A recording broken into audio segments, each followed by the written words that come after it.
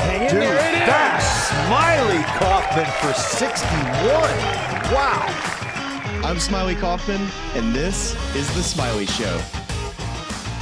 Welcome back to The Smylie Show, and we have a great one for you today coming off the 125th U.S. Open at Oakmont. I'm Charlie Hume, and I am the only person you're going to hear from today that is not a member of the NBC Sports broadcast team. He is, of course, Smylie Kaufman, and we have Kevin Kisner and Dan Hicks joining us in the wake of an incredible finish at Oakmont.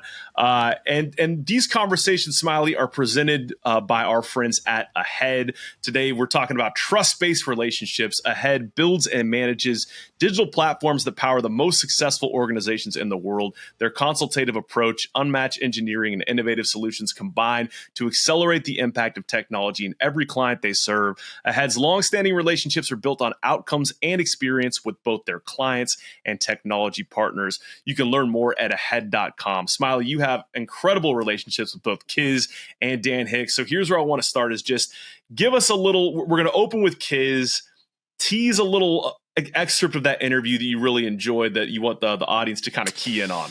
Well, first off, I'm jealous of where he is. You know, I walked out this morning and it was just so humid. The humidity is insane down here in Birmingham, and he's up in the mountains wearing a sweatshirt, drinking a cup of coffee, you know, just getting ready for a nice little golf round in a couple hours. So that's a little excerpt I'm jealous of. But just overall insight, you know, he was, of course, as plugged in as anyone last week, sitting next to Dan Hicks and being on such a, an iconic moment in golf history with JJ Spaun's big putt at 18. So just to get his perspective of, you know, not only that moment, but just what he observed throughout the day and the crazy conditions. I thought he gave great insight. Excuse me.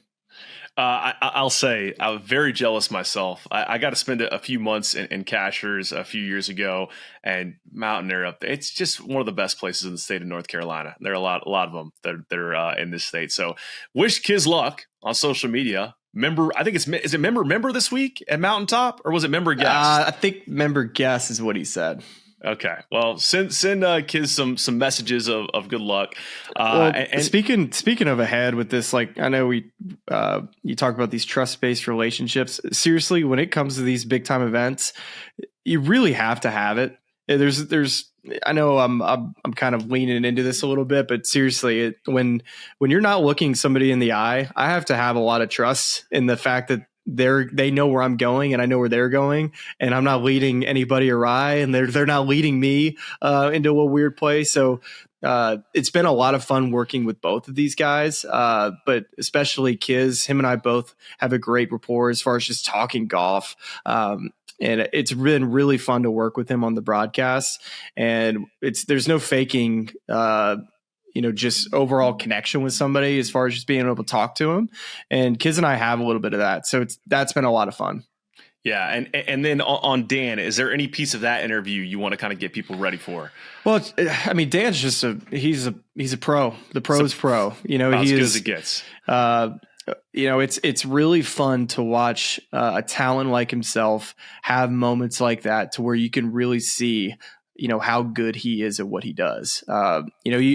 You have these 72 hole tournaments are a long time to call shots, to send it over to holes, to personalize guys. And, you know, that's a career type of moment. And he's been doing this a long time. He's had some incredible calls. When you think about Tiger Woods making that putt in 08, did you expect anything different? And I think just his insight of how he prepares for big moments like that and calls like that, and just letting it come to him, just shows how natural and gifted he is as a sports broadcaster. And also, he's been a great friend and a great mentor to me, to where I've been able to go to him more and more over the years with things on how to improve. But I tell anybody, I've been lucky and fortunate to be at NBC, to where I just get better by osmosis, meaning I just get to listen to really talented people.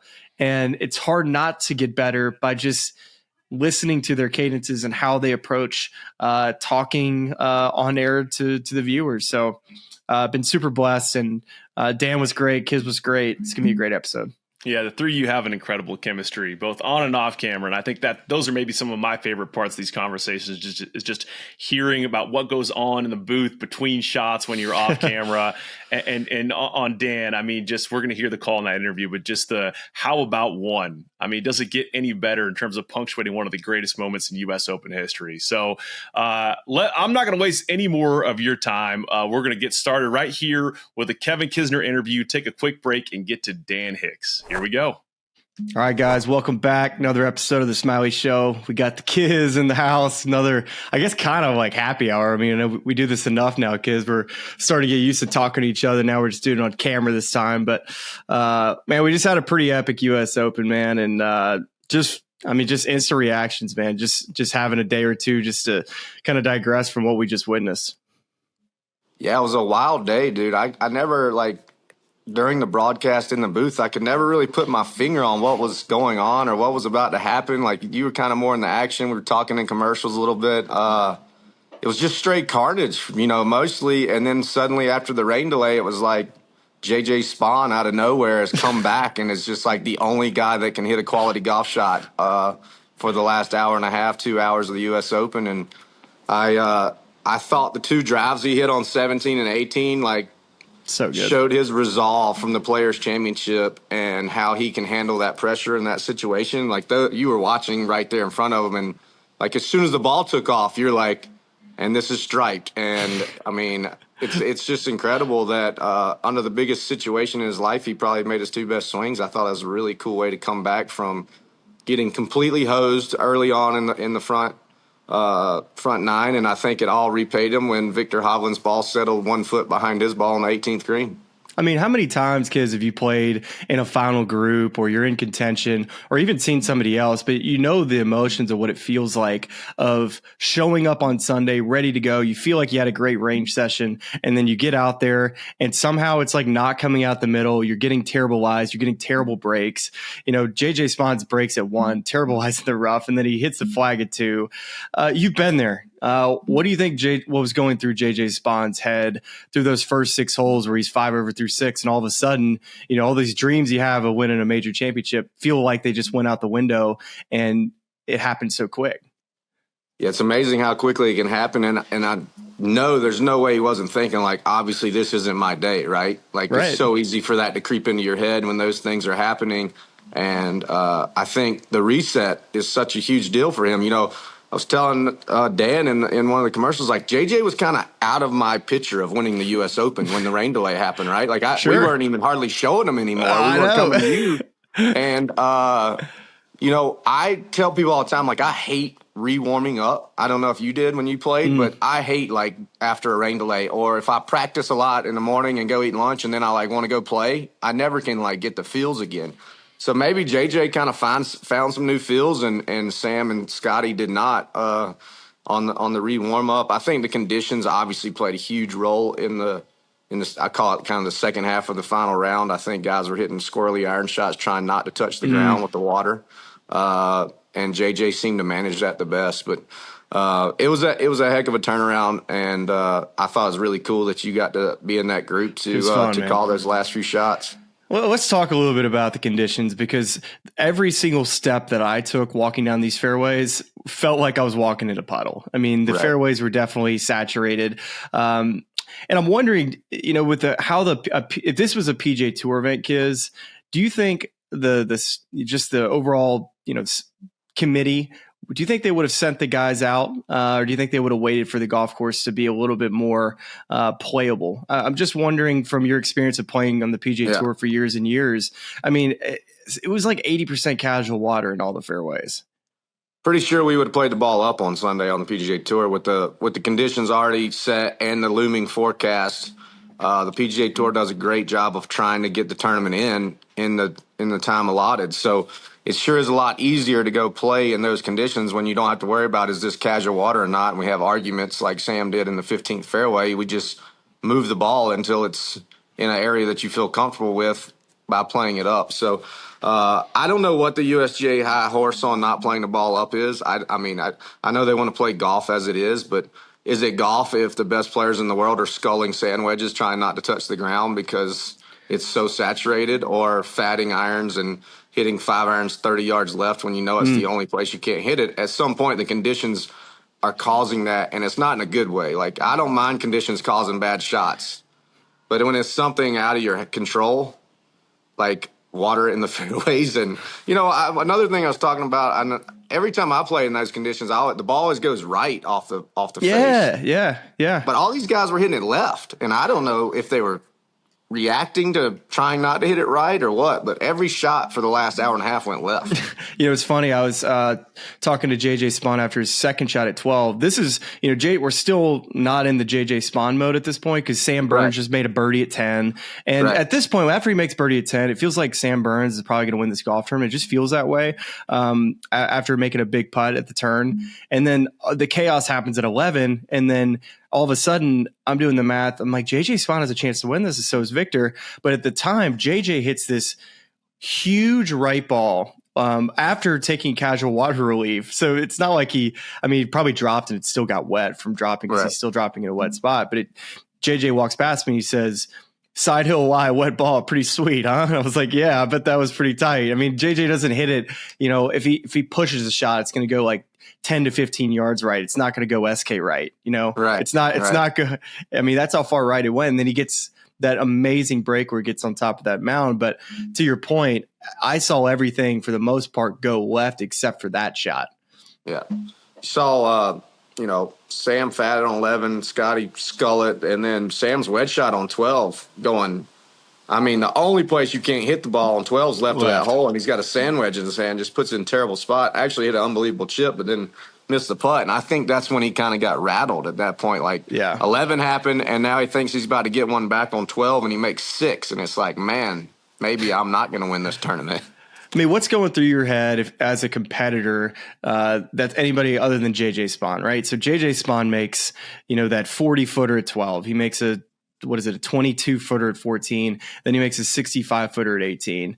I know those last 4 guys we're talking about with Spaun, Hovland, Adam Scott, Sam Burns. Those are the 4 guys who we thought were going to win the golf tournament heading into the day. When you see all that kind of happening as a player, do you just tip your cap to the guy that just finds a way to get it done? Or are you just like, man, that just seems crazy to me how somebody can make that many feet of putts in 6 holes on the back nine of a U.S. Open?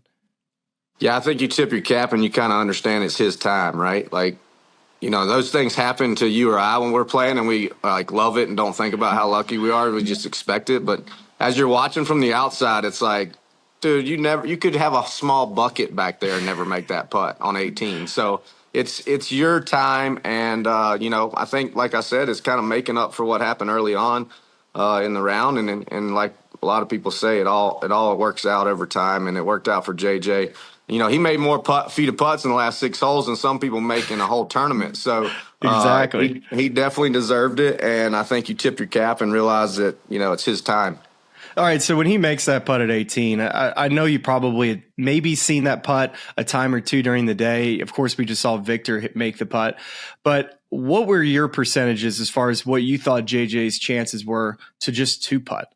Because I tried to tee it up the best I could, that I thought it was a hard lag putt. Yeah, you know how we are in the booth. We're like scribbling notes back and forth to each other while we're on the air. And basically Terry Gannon, in fact, said put up like 50-50 on 2-putt, right? And then, I'd seen that putt probably 10 times throughout the day.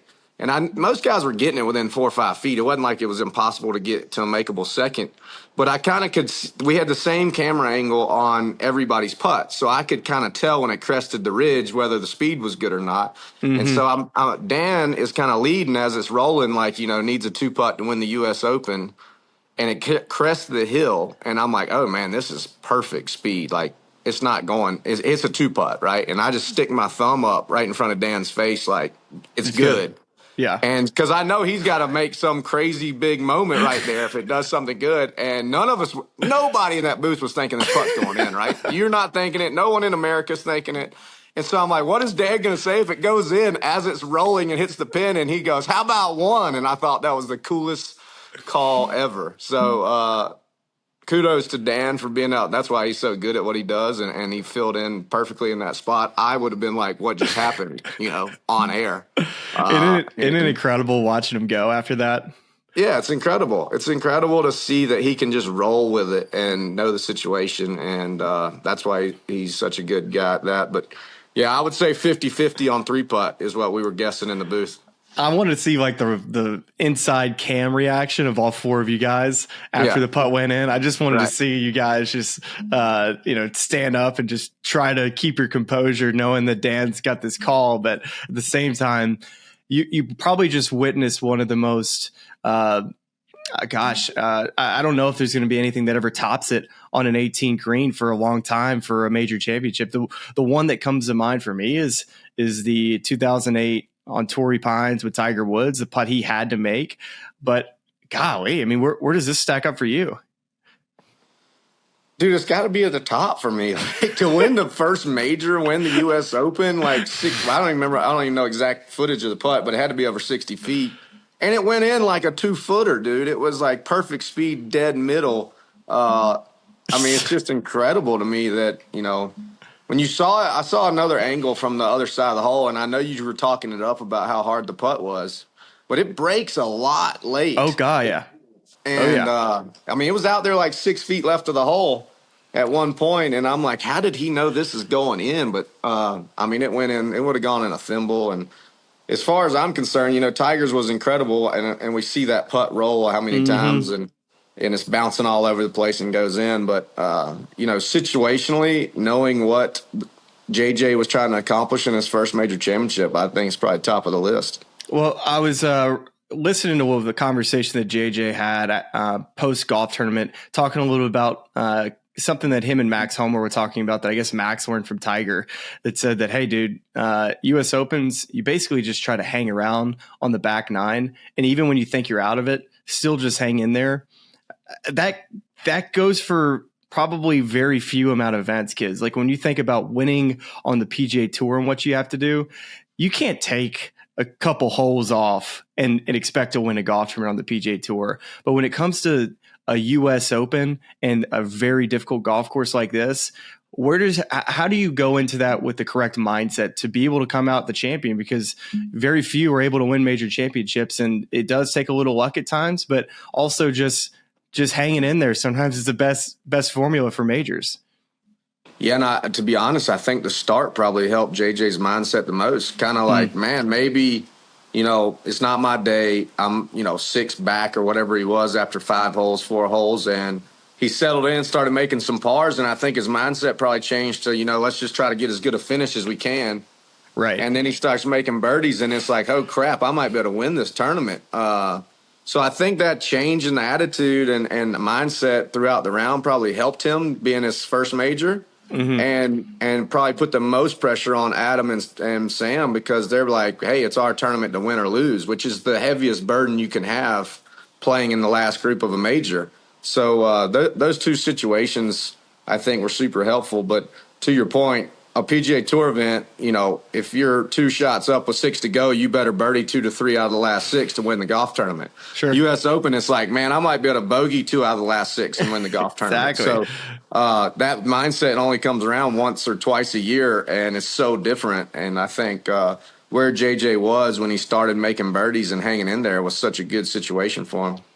Well, you probably got maybe a little bit of sense of where the guys were heading into Sunday. I think one of my favorite things that you do is you go get treatment from your trainer at golf tournaments, even if you're working the broadcast. Like, hey, you want to go, whether it's eat breakfast or lunch? Like, no, I'm heading to the golf course to get treatment done. And I think that's awesome. But still, did you happen to run into any of those top 4 guys that morning, just getting a sense of kind of where they stood?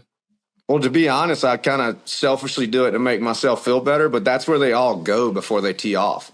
Sure. So it's a little more casual area because nobody comes in there like the locker room where all the caddies come and teachers and, this locker room used to be this sacred room, but now everybody has access to it seems like. But the treatment room is just you and the trainers, and everybody seems to be more off the cuff. And what I've learned since TV is if I hang out in there, guys just kind of let it loose a little bit more. And I saw Adam Scott that morning, and he seemed a little uptight about the whole situation. I did not see JJ or Sam, but just kind of walked around on the range, and I could tell JJ was super tight on the putting green that morning. Like, he missed some short putts grinding with his team on the putting green, and you could kind of tell it affected him, which, heck, it would affect all of us. I've never won a major, you never won a major, but if you're out there with a chance and you're like missing putts on the putting green, you're like, oh my God, what if I miss that on the course type of stuff. And Sam seemed the most chill, like by far.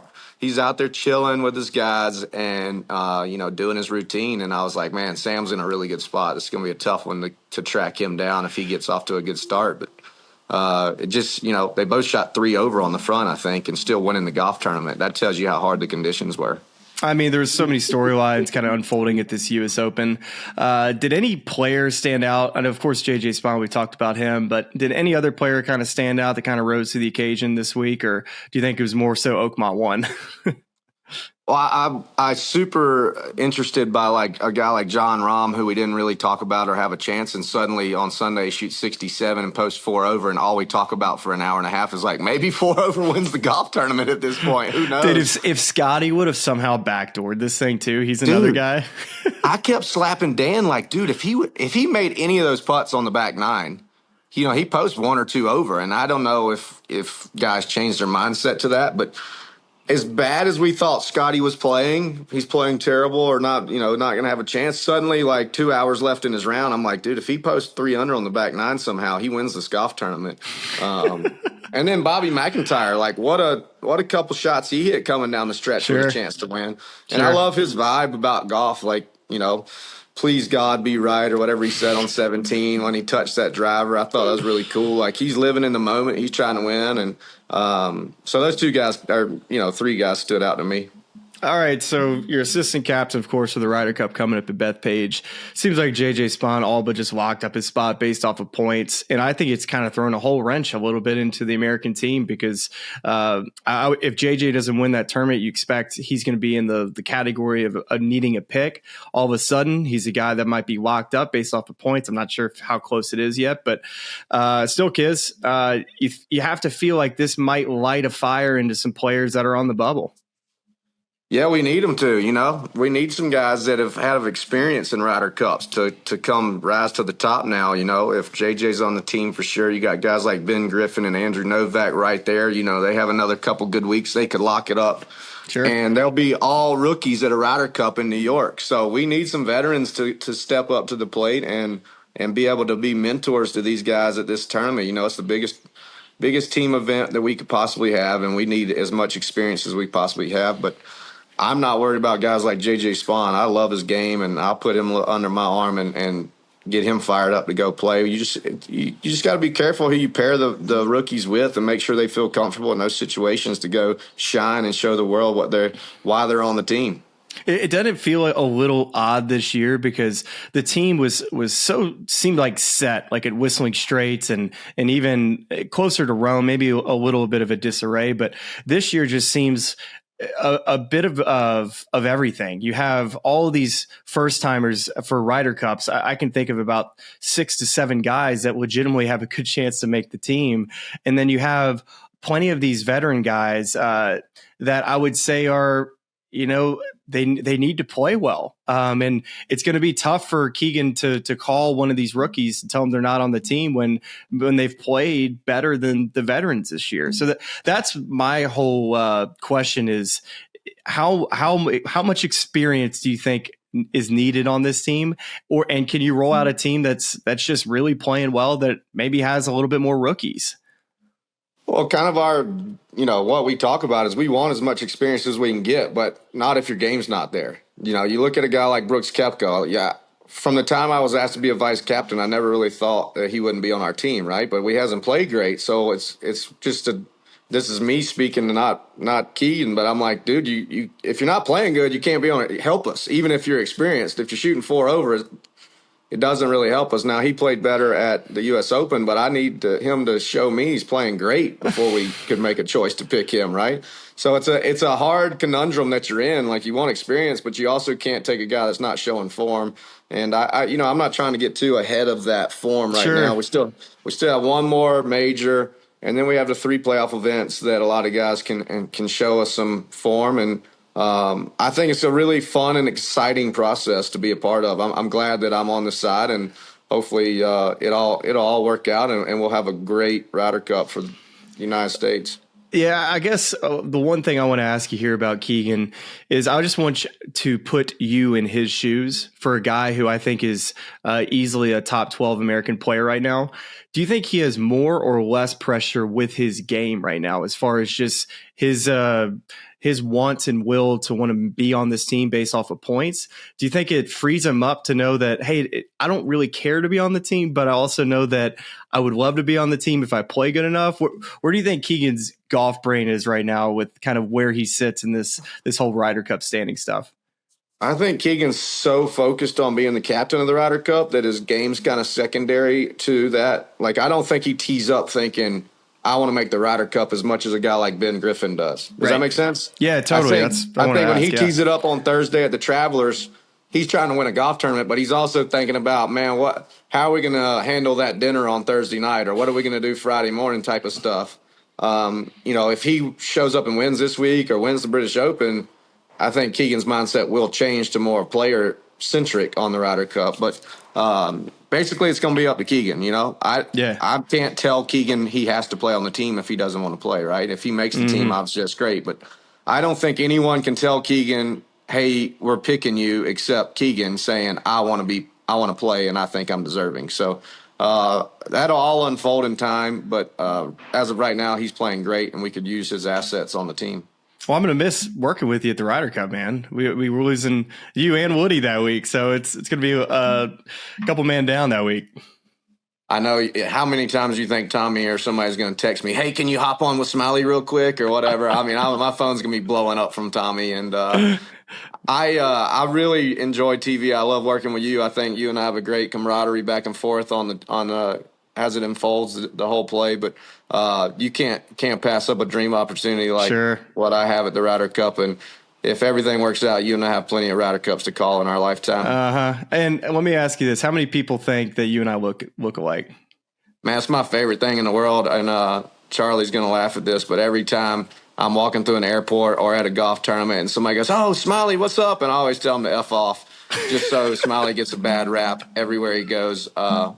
It's awesome. I even told Smiley's dad that in the hotel this week, and he started laughing so hard. It was awesome. I was like, he's like, that's the greatest thing I've ever heard. I was like, yeah, it's great. When they call me Smylie, I go straight to the F word. Oh, man. Well, what a U.S. Open in Oakmont, Kiz. Keep on doing your thing, man. Where are you playing next? I'm playing next week in Detroit John Deere, then coming to see you at the British Open. We're going to play some Twilight golf together. Yes, we are. Bring your weapons. Yes, indeed. All right, buddy. Well, best of luck in Detroit. See you at the Open, and get all those kids dialed in. Wait, it's member guest this weekend, right, too? Yes, sir. Practice round in 3 hours, so don't call me unless you need some alcohol-infused kids in your life. All right, buddy. Have a good one, man. Thanks, Kiz. All right, thanks for having me, man. Hope you enjoyed that Kevin Kisner conversation. Golly, I think this is Kiz's third time on the show, and it never gets old. It's never not entertaining. Well, I appreciate him coming on. It's I know he's got a little bit more media in him now, but still to take the time. I know he's up there on vacation playing some golf, so taking the morning out for a very busy schedule that he's had this year. Probably one of the busiest men in golf, with as much golf as he played and doing media and being a father and TGL. It's been a busy year for him, so we appreciate him taking the time.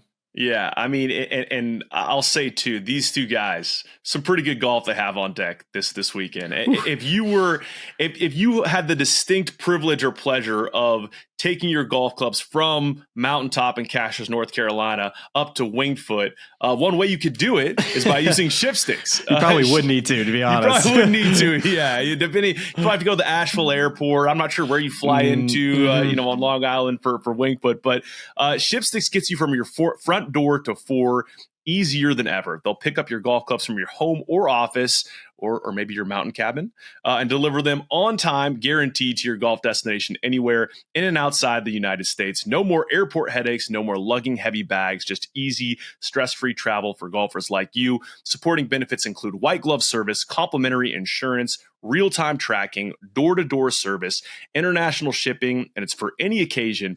ShipSticks is perfect for buddies trips, business trips, even family vacations where managing kids, strollers, and extra luggage can ruin your vacation before it's even begun. And maybe also member guests at two very top-tier clubs. My agent doesn't even ever take his clubs to the airport. He just uses ShipSticks.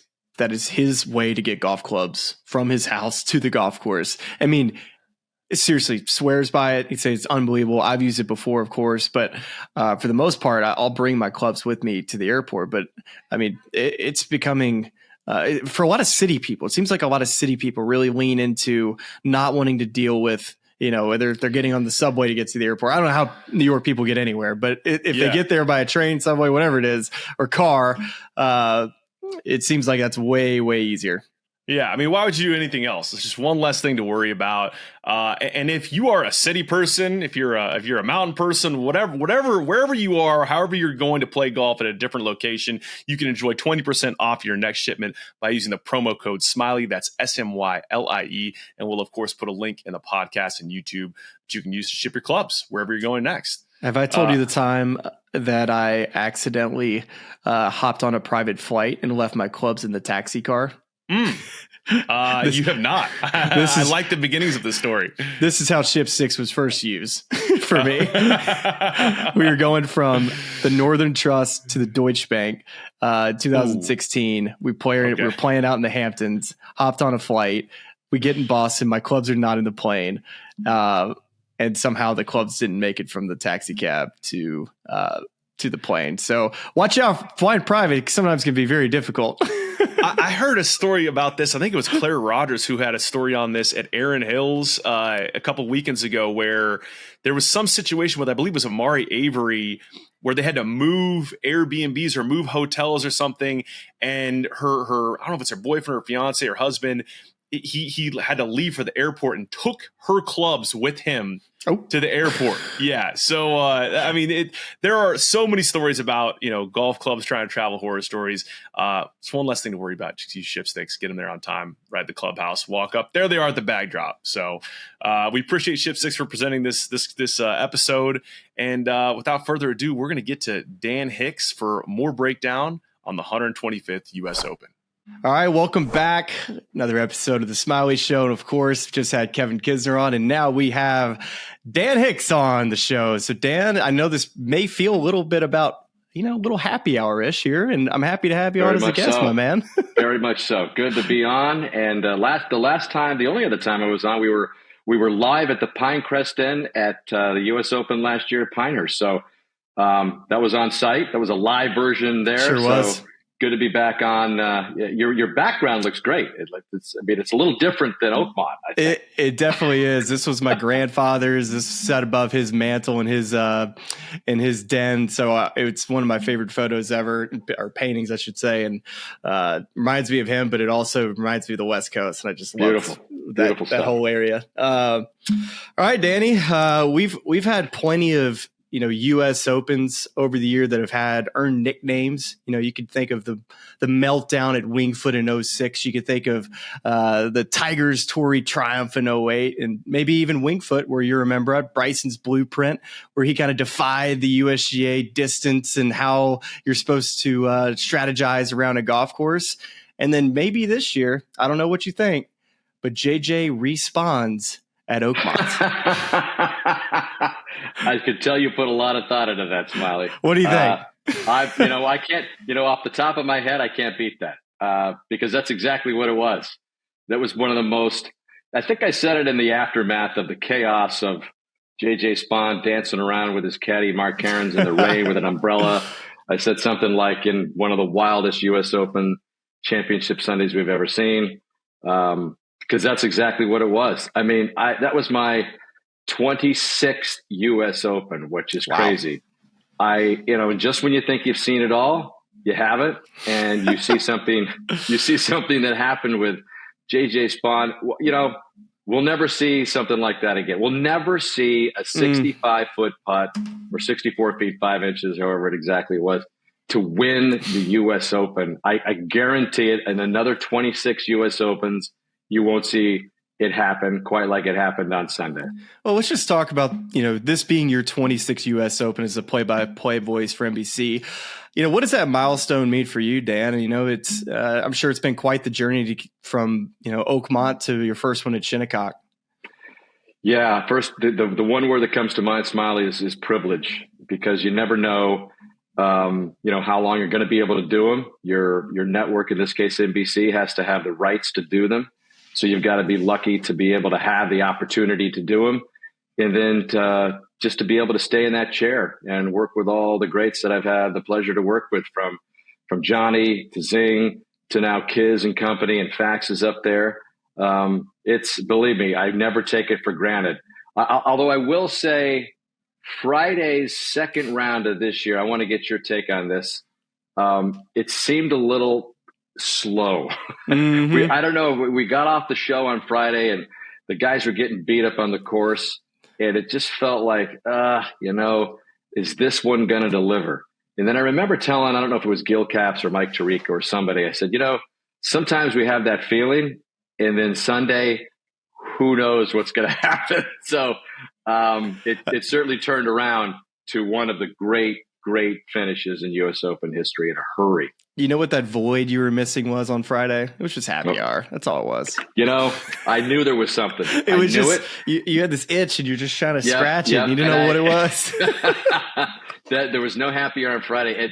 If a U.S. Open ever needed a happy hour on Friday, that was the one. Uh-huh. We could have used it just to get away from the bludgeoning on the course, because they were getting beat up. But that's the U.S. Open, right? I mean, this putt for bogey, this putt for par. That's what it's all about.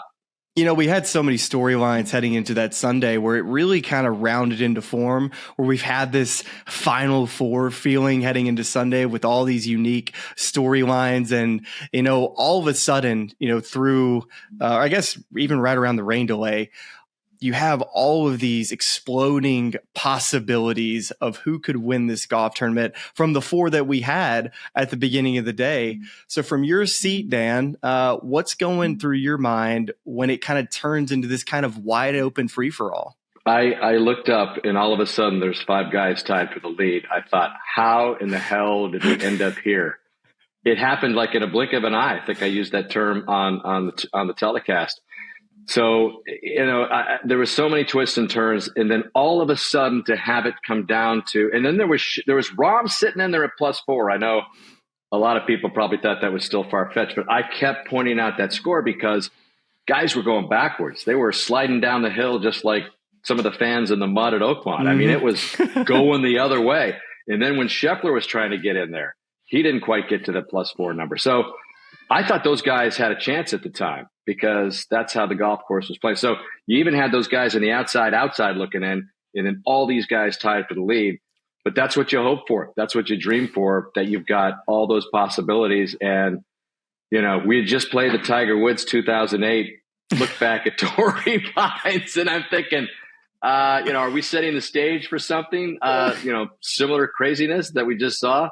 So anyway, it was it turned into something in the blink of an eye that was just one of the all-timers. It really did. It really was. And it was a little bit of a different type of chaos. Maybe you can kind of compare it to Wingfoot in 2006, when the storyline that entire day is Phil Mickelson. Can he go and win his first U.S. Open? And from your chair again, when you're kind of selling this narrative and this storyline of Phil Mickelson going and winning this, and all of a sudden, in a blink of an eye, Jeff Ogilvy is the U.S. Open champion.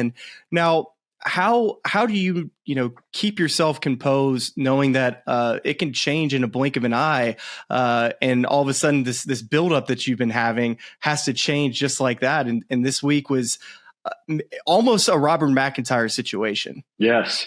I think a lot of people, including us, and I think the interview that Robert McIntyre did at the end after JJ Spaun was still on the course that he did with Cara Banks. I mean, if you played that back, you'd be like, that guy won the U.S. Open. I can tell. And I think in his heart of hearts, he thought he'd won it. And that's what made it so crazy when he watched from scoring that putt by JJ Spaun go in. And a great act of sportsmanship, right? He sits back and he gives it one of these. This thing had so much going on. It had, every time I see that putt, I think of the rain coming down, the umbrellas. It was kind of one of those almost movie-like atmospheres that you just don't get. I mean, sun could have been shining and that would have been great, but I think it even added to the moment with the rain coming down and the umbrella and Karen's and JJ Spaun spinning around. I just thought it was incredible. So yeah, it's one of those deals where when it spins like that, you gotta pivot. And we were, the possibility of JJ Spaun still winning was there, but I was doing a real deep dive into Robert McIntyre, and we found out that the Silver Scott Tommy Armour won the first Open at U.S. Open at Oakmont. So we had a nice little parallel going there, but it switched in a hurry. Yeah, it has to kind of screw up your prep a little bit. I'm sure most of the stuff you did the night before was getting ready for those four guys. I know you got to be prepared for anything, but I'm sure you and Gil were kind of trying to figure out, all right, I need to get some info on this guy quick. Yeah, Sam Burns had the one-shot lead, and I had a feeling he was going to play strong, and he did. And so what I tried to do the night before, actually this was the day of, the morning of, I got on the phone with Brett, his agent, Sam Burns' agent, and I said, hey, listen, we know Sam a little bit, but just give me anything you have that maybe would kind of, get his personality out there a little bit, something that the viewers would like to hear. So I had a nice conversation with Brett. So I had a bunch of stuff ready for Sam Burns that never quite materialized, which kind of went down the drain, no pun intended, at 15 when he double bogeyed that hole and we had the ruling. But yeah, that's what I try to do. I try to do as much as I can beforehand, but then in the end, which makes this business so good and so cool, is that you never know what's going to happen. And it did a JJ Spaun is not going to win this thing. No way. To wait a minute. We got five guys. Wait a minute. It's JJ Spaun and Robert McIntyre.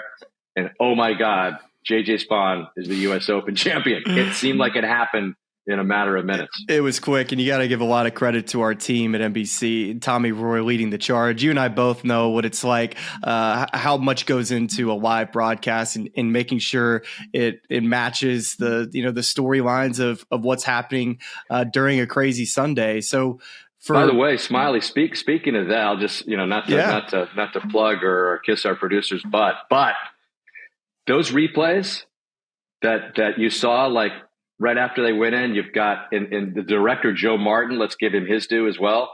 I mean, those happened like boom, boom. Like it goes it goes back to Spaun.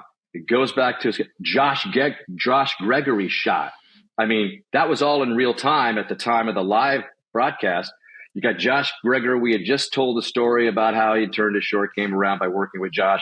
So Tommy Roy, Joe Martin, those guys have the wherewithal to get all those shots amid all the chaos. Like, oh my God, who's important? Well, you go Spawn's caddy, you go Melody and the two girls, Josh Gregory, you go fans, you go wide, and then you just do it again from all these different angles. So they absolutely delivered, and that's the brilliance of Tommy Roy. Oh, this is the perfect time, Dan, to tee up your call. It was an incredible call, and we got Charlie in here with the sound, so we're going to listen to it, and then we're going to react to it after. So, Charlie, if you don't mind, let's listen to that call on the 18th green from Dan Hicks. Want to cozy it up. Don't need to make it. 2 putts.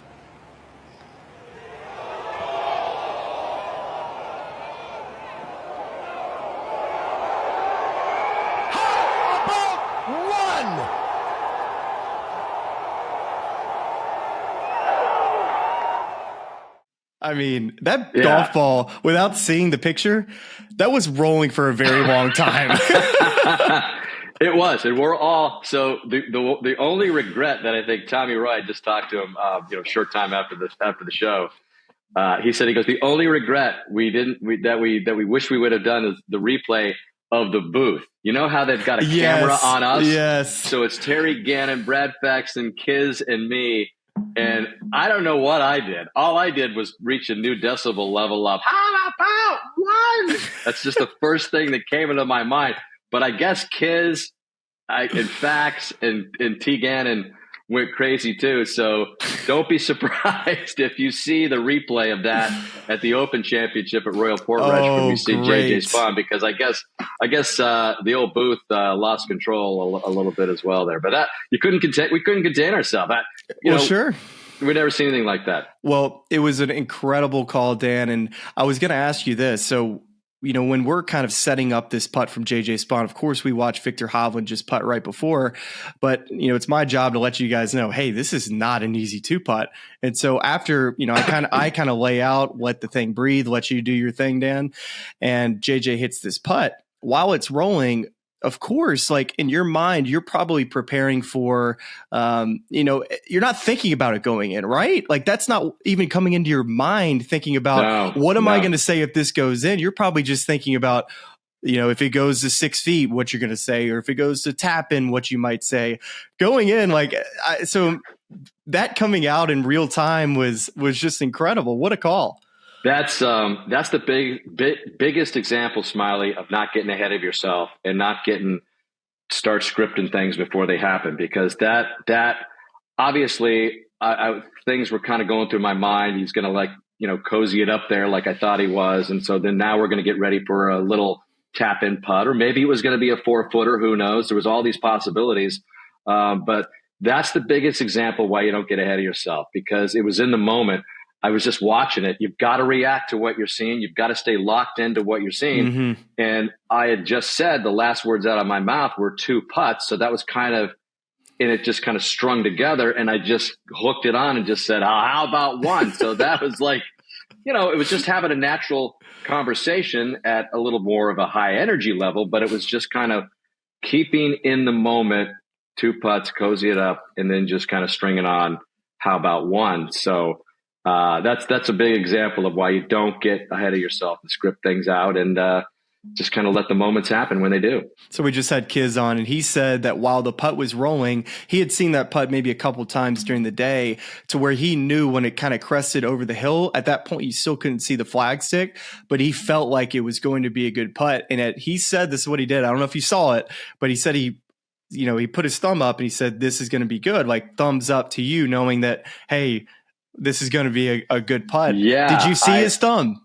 I don't think I did. I can't imagine why. I was locked in on the monitor and just making sure I didn't screw this epic US Open moment up. But afterwards, I do remember Kiz saying, man, I knew that was like, I had a good chance if I go in. I thought, but I did not see the thumbs up. What we'll do is we'll look back at the tape that I talked about and try to see that. Yeah, let's see the thumbs up. We'll have the. You're probably doing this. You're probably like, yeah.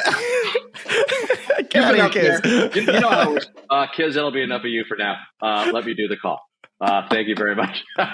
But so we'll have to get the evidence and see if we can grab the thumbs up from Kiz on the talent camera, as they call it. I mean, it was epic. By the way, Smylie, you were. People don't know how hard your job is. The guys on the ground. I mean, first of all, you're slopping around in mud for hours and hours and hours. That's just a physical test. And people say, oh, well, he's young and he's fine and it's blah, blah, blah. Everybody like to do it. Think again, because you're not only trying to get yourself in the right position up and down slopes of muddy where you can, I want to ask you how many times you probably almost lost your footing on the side of it. Because you're hustling. You're in the moment. You got to get to the next hole. You got to get in position. But people have no idea how hard that job is, and you did an incredible job. Thank you, Danny. Long. You were back in the booth for your own little happy hour after soldiering around the golf cart. I can't. It was a sauna on Friday. I get that coat and tie on. I'm just like, oh. Smylie would come in, and he would look like I don't know. We had some fun with Smylie because he came in and he was all of a sudden, I've got a coat and tie on and I'm absolutely steaming. The temperature inside of this shirt is 180 and the humidity is higher than. And it was, we're coming on camera. Yeah. 3, 2, 1. Anyway, heck of a job. Danny, thank you, awesome. Man.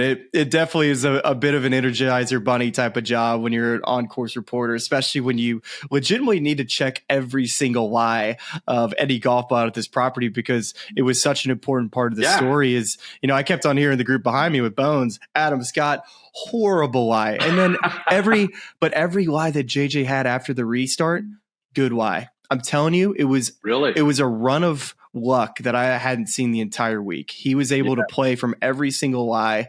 He got just just enough of a break on his bad lies to be able to do something with it. And I've always said with major championships that sure, the guy who plays the best for the most part wins most of the time, but you have to have the opportunity to win. You got to put yourself in position.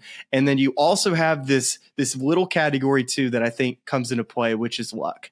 You need a little bit of luck to win these things. There's no doubt JJ Spaun had a little luck with his lies over the last 9 holes of this golf tournament. And then he also had a little bit of luck and fortune in taking advantage of an opportunity. Who makes 126 feet of putts in 6 holes on a Sunday? I mean, just the most insane thing. So like he's getting a little lucky, taking advantage of that luck. And you got to give the credit to the guy, man. It's just incredible to see a first timer go and do that. But here's the deal. He was owed it, right? I mean, those bad breaks. It was bad. Off the stick on 2. And what had happened subsequently, and sometimes when we look back at the telecast, there's a lot of times that I'm like, I wish I would have known that.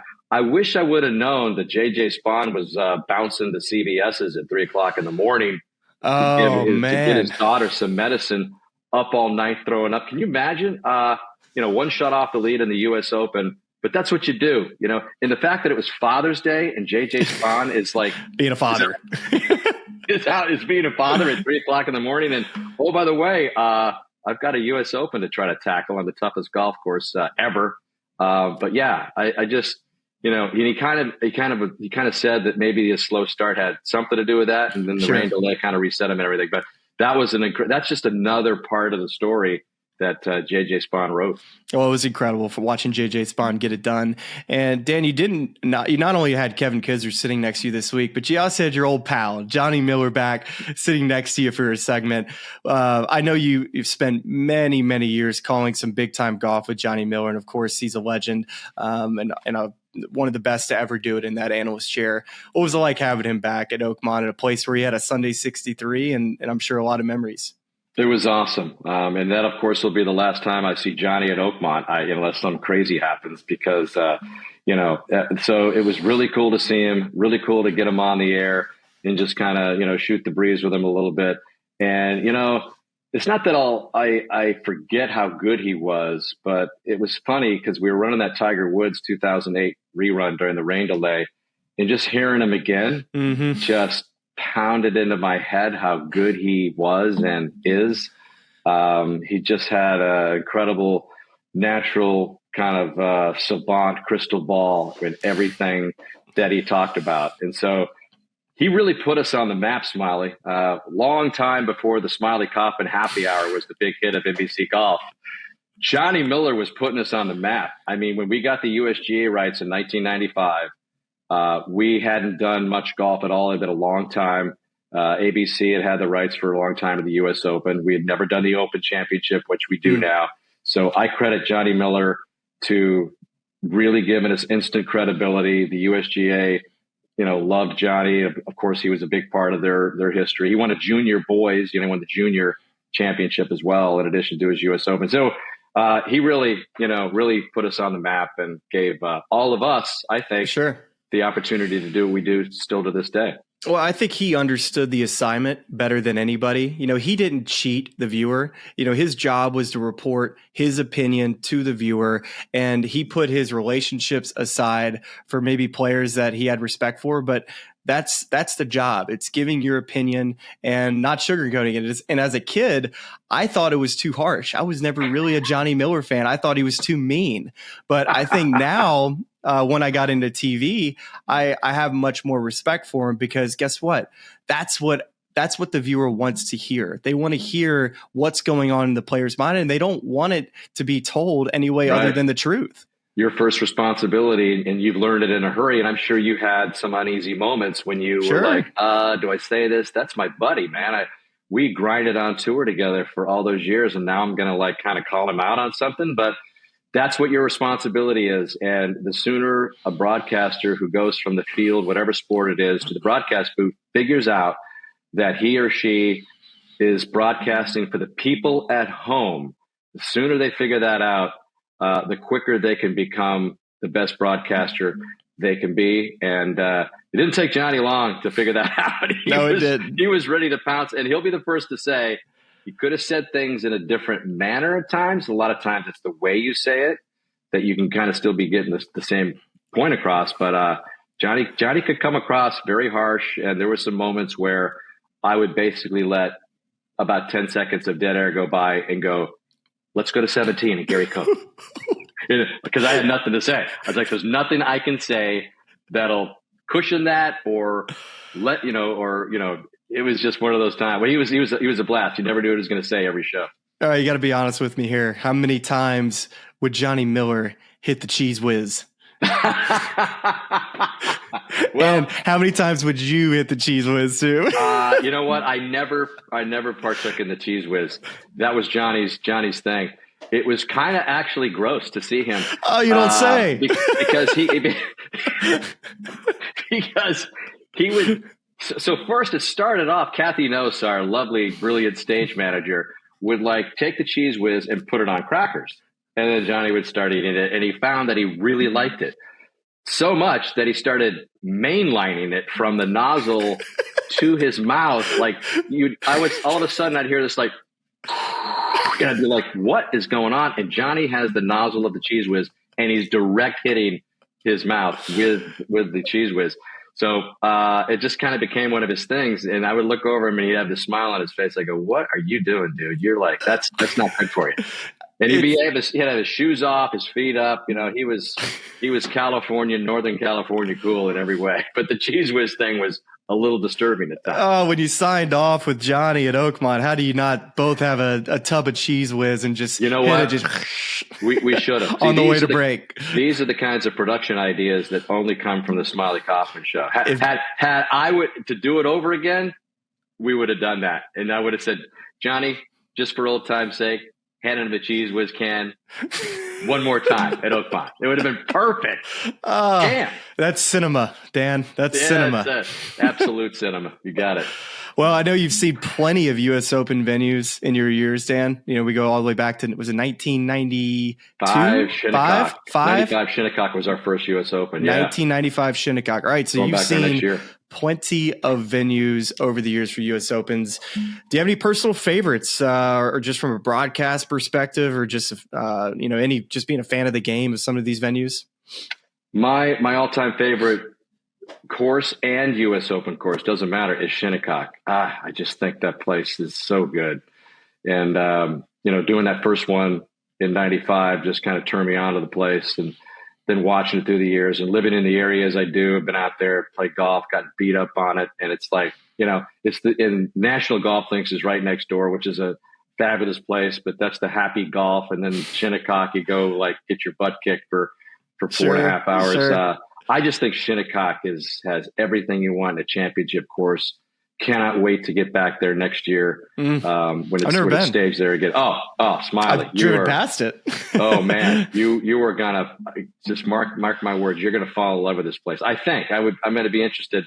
You should try to play it before you go out there and the circus comes to town. Yeah. So come on up here, visit me. We'll do a little Wingfoot, little Shinnecock double, or maybe we'll just hang out there and do Shinnecock National. That's the perfect day. Little Johnny Walker Black to end the day, maybe. Maybe, not saying. Maybe that's in the cards. That's always a good. It's always a good ender at the end of the day. I'll say that. All right, let's take a trip back down the road, or I guess we'd probably be heading west from Shinnecock over to Bethpage. Is that the right direction? Am I heading the right way here? Yeah, you are, because the further out east you go, you get out, all the way out there to Montauk. But yeah, we're coming back in. It's not that far from Manhattan. It's certainly not way out there where Southampton is. Mm-hmm. So it's Farmington, New York, I think is the actual address of it, or the city or the town. It's coming up, Danny. Have you been there? Have you been to Bethpage? I played the Northern Trust there. This was in 2016, so I have been there, and it's awesome.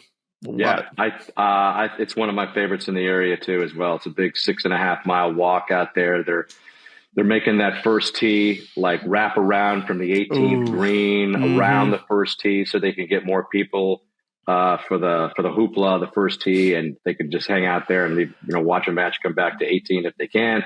So, I cannot wait for Bethpage. It's going to be, sometimes you overhype things and sometimes they don't deliver, but I'll guarantee you Bethpage, that Ryder Cup is going to be one of the all-time atmospheres in the history of golf.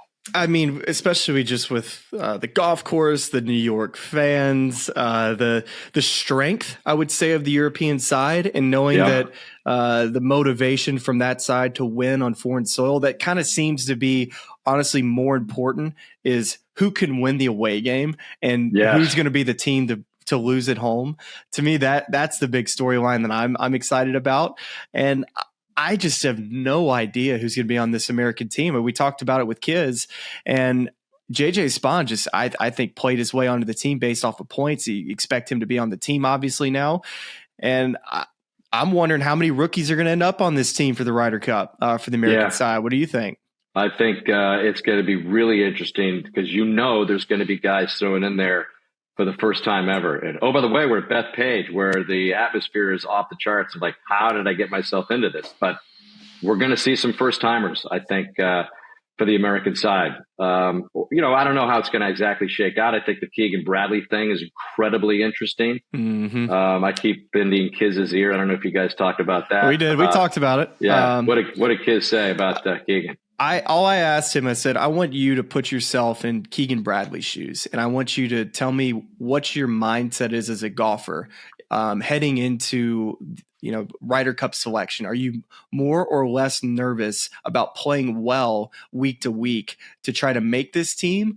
Or do you feel like it's, I just go out and play golf, and wherever the sticks chat or the chip stack at the end of this is, we'll make a decision as a team. It seems I couldn't exactly get a feel for it, but Kiz kind of was at the end, just basically said that nobody's going to be able to tell him to play on the team. He's going to have to decide for himself. Yeah, that's been Kiz's response when I've asked him about it, and so this is a TBD, to be determined, right? Just to see how well Keegan continues to play. I don't see him backing off. I think he's just in a great spot in his career. I think he thinks it's kind of cool that he's the Ryder Cup captain and is good enough to play with his side, potentially. So I don't think he's going to back off. I think that's going to be really interesting to see if he ends up playing at Bethpage, where he used to sneak on when he played at St. John's as a kid. I mean, that's a great storyline. That's going to be cool as well. I personally think he's one of the best 12 players over the last 2 seasons. I think he should be on the team. I think if it was any other captain, they would look at his history of how much he's played at Bethpage. He fits the profile of a perfect teammate. He's a great locker room guy. And of course, he's the captain. We know this, but I'm selfish in thinking that because the Ryder Cup is different than the President's Cup in that there's 4 matches in the morning, 4 matches in the afternoon on Friday and Saturday, it's different than the President's Cup where there's 5 matches going out and only 2 guys sit. Really, he could play in the morning both days on Friday and Saturday, sit in the afternoons and captain, and then go play Sunday. It seems like it would make sense that you always have a bunch of guys sitting. Some guys don't even play in a full day. Yeah, let's not forget that. Let's just say he is a player on the team, and he gets out there, and God forbid he doesn't perform well, and then you're going to hear about everybody say, "Oh my God, I can't believe he's trying to take on all this responsibility." Yeah, he was playing well and probably deserved to be in the top 12, but it's very clear that Keegan Bradley can't. You can't captain and play the same time in this event. I mean, but that's the thing about the Ryder Cup, right? It's the armchair quarterbacks at home that are going to sit there and second guess everything. And, the losing captain of a Ryder Cup it's a tough position. How many times have we seen these guys just get roasted and it's really not their fault? I mean, you can just go on and on and on about pairings and the deep dives and the analytics and stuff. It comes down to those 3 days. How are those guys handling things? And sometimes we get a little bit too much into the numbers and go, well, you should have put so-and-so with so-and-so. It's sports, and they're either going to make it happen and perform or they're not. And some of those younger guys that are coming up are either going to handle the moment or not. So that's what makes the Ryder Cup, though. Can you imagine the first guy to tee off in the Ryder Cup, a playing captain, Keegan Bradley on the tee. Oh, man. I mean, that is exactly what I want to see. But I would have seen Keegan get in there and do the club spinning around and the place is going crazy and just pipe it down the middle for Team USA. The New York fans just shotgunning beers at 7 a.m. after he tees off. I mean, it's just doing the beer bongs, the whole thing. I mean, that's exactly what this event is going to be. It's going to be chaotic. I'm excited to work it. Going to be walking up. That's not an easy golf course to walk now that I think about it with the hills out there. So get yourself in shape for that one, Smile. Not that you're right. not, but, that's right. Get rested up. That's right. And then a week later, we'll be having a kid. So, congrats on that. Awesome. There you go. Well, Danny, a lot of fun this U.S. Open. Happy Father's Day to you. And gosh, where I'll see you next. I guess the Open Championship, where we got plenty of storylines there. Who's your pick on the way out? Ooh, I have picked literally for the last two. I picked at the Masters. I picked Shane Lowry. I picked him for Oakmont. I can't go with him again at Portrush. I mean, I could, but that would really be pushing the envelope. It's probably going to be one of these guys trending. I love that golf course, though. I have not been. Favorite. I cannot wait. You're going to love it. It's my favorite in the rotation. Now, St. Andrews is special, the town, the whole thing, and that's off. That's kind of in its one category by itself. But the ruggedness and the feel of Portrush. So you know what? Hell with it. I'll go with Shane Lowry. I think he's going to get it together. I think he's going to. He's in. The storyline doesn't write itself better than that. I wish I could say Rory, but I don't know where he is, and I don't know where he will be by then. I hope he starts playing better and kind of gets everything tied down a little better. But so on the record here, Smiley, this will be played back on one of your podcasts. That Dan Hicks went with Shane Lowry to win at Portrush again. Mic drop. There it is, folks. There it is. Don't even need to watch the Open. Make sure you turn on your TV. We need the ratings, so just keep it on so you don't mind. Correct. All right, Danny. Joy the Winged Foot member guest this weekend. Yes, is that right? Yes. I'll be at the member guest while Kiz is playing in his member guest somewhere in the beautiful mountains of North Carolina. And from what I understand, Brad Faxon is in the field. It is the announced team major championship team major championship. Huge week in golf. In fact, I'm surprised that you won't be streaming it live on the Smylie Kaufman show, or maybe there was, come on, do a happy hour at Wingfoot on Friday's play. I'll go with that. Man, a little walk and talk wouldn't hurt a guy after coming off a 6 net 5. There you go. Smiley, always Danny. A pleasure, pal. Appreciate Good you, buddy. Good to see you, man. Thank you. Well, there you have it. Really fun recap, putting a bow on the U.S. Open at Oakmont with Kevin Kisner and Dan Hicks. Always fun talking to those two guys. And Smiley, now we turn the page to another. It's crazy how this golf calendar is flying by. I'm looking at the one and done sheet we're getting ready today. There aren't very many events left to pick. We're running out of time here. You haven't used Rory yet, have you? I've not used Rory yet. I love that you just decided to save him on a generational run, and now he's like, who knows if he even plays the rest of the year? He's going to win at Portrush. Are you going to take him there? You think? We'll see. I mean, if I was you, I'd just use Sam Burns for a 5th time. So I have Ludwig back in play now, courtesy of your. I use him at AT&T, but I'm campaigning, petitioning to have him back in play. But all right, where do we stand on one and done? Where we stand on one and done is you are doing very well. So in the FedEx Cup standings, you would be second. Underneath Scotty and above Rory, but you were 3rd on the money list this year. Courtesy of John Rahm, and of course we do that. We use the points for whoever he tied with because he doesn't get FedEx Cup points. He plays for Liv. But I'm 33rd on the FedEx Cup list and the money list. So all right, you're keeping your card now. You're keeping your card. Not only am I keeping my card, but a couple good events in a row, and I might make it to East Lake. So that's where we want to be. I think that's maybe how we should do it. If we get to the end of the season, and if I'm not inside the cutoff, I don't get to pick for the next event because I didn't make it that far. So I love that. Thankfully, I should be able to make it there thus far. But you were doing very well. You're doing very, very well. So you got to tune in. We're about to hop off and record these. By the time you're watching this, we've already made the picks on Instagram. It's a good reminder to tune in. Follow us on Instagram at The Smylie Show. Every week we give you those picks, and this week for the Travelers. So unless you got anything else, Smiley, I say we wrap this thing up and go make those picks. Yep, and then just expect, I'm actually going to be playing Bethpage next Monday, which is exciting. We'll see how my game stacks up. I was going to say, what word are we going to go with there for what Bethpage to be like? I'll go find my golf ball and hit it again. But I'll be there with ROX, one of my sponsors, and excited to be there and playing. But also, we're going to be recapping. We're going to be recapping the Travelers Championship after this week. And then we're going to be talking to James Colgan, who broke the story about the new CEO of the PGA Tour, which we didn't discuss, which I think we're going to have a really good interview with James. I'm excited to do that this afternoon.